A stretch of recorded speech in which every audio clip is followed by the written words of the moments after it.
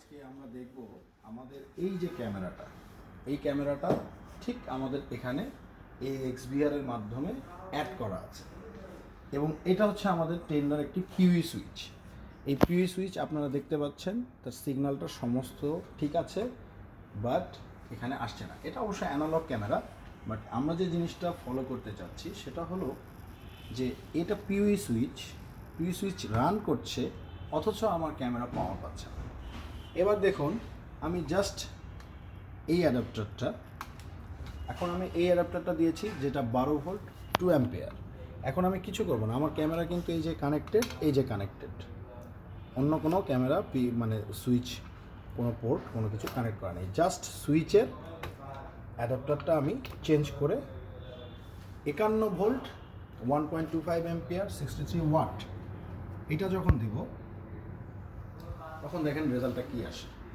এখন দেখেন ক্যামেরাটা কিন্তু আমার পাওয়ার পেয়েছে, ঠিক আছে। এবার আমরা লক্ষ্য করব মনিটরে, কিছু সময় বাদে আমার ক্যামেরাটা কিন্তু ওখানে অন হয়ে যাবে। অন হয়ে গেলে যেটা দেখো, এখনও কিন্তু আপনার সুইচে সমস্ত সিগন্যালগুলি চলতেছে। সো আমরা এটা বলতে পারি যে আমার সুইচ ঠিক আছে, কিন্তু যেটা হয় যে আমাদের অ্যাডাপ্টারের কারণে ঘুরিয়ে আসে। সো এখন দেখুন আমার কিন্তু ক্যামেরা চলে আসছে। হ্যাঁ, এই যে ক্যামেরাটা আমি যদি হাত দিই, ওখানে লক্ষ্য করবেন আমার হাত শো করছে। এখন বিষয়টা হচ্ছে যে এই ডিভাইসটা ঠিক আছে, কিন্তু আমাদের যেটা সমস্যা সেটা হলো আমাদের অ্যাডাপ্টারের সমস্যা। 12 ভোল্ট 2 অ্যাম্পিয়ার দিয়ে আমরা এই সুইচকে কানেক্টেড করতে পারছি, কিন্তু পাওয়ার সাপ্লাই দিতে পারছি না। এটার অরিজিনাল যে অ্যাডাপ্টার সেটাই দিতে হবে। সো আমরা আপনাদের রিকোয়েস্ট করব, অনেক সময় পিভি সুইচ ইউজ করার পরে সেই সুইচ পোর্ট কাজ করে না।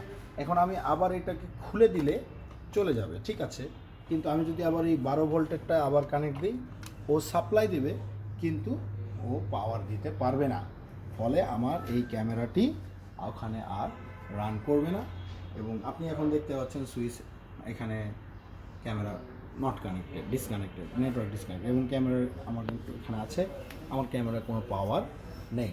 সো এই ধরনের কাজ থেকে বিরত থাকবেন এবং চেষ্টা করবেন অরিজিনাল সুইচের সেম মানের সেম অ্যাডাপ্টার ইউজ করতে। আদারওয়াইজ আপনার সুইচ নষ্ট হতে পারে, অথবা অ্যাডাপ্টার পুড়ে যেতে পারে, অথবা আপনার ডিভাইসের ক্ষতি হতে পারে। ধন্যবাদ, ভালো থাকবেন।